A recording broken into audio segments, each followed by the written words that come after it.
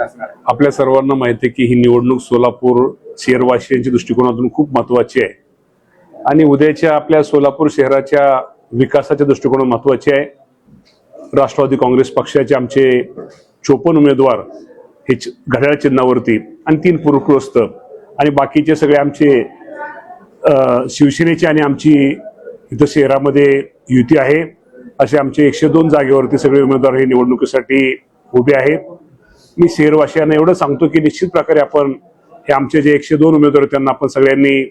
एक मतदान रूपी जर आशीर्वाद दिला, त्यांना उद्या जर त्यांना एक काम करण्याची नगरसेवक म्हणून संधी दिली तर हे सगळे उमेदवार या शहरामध्ये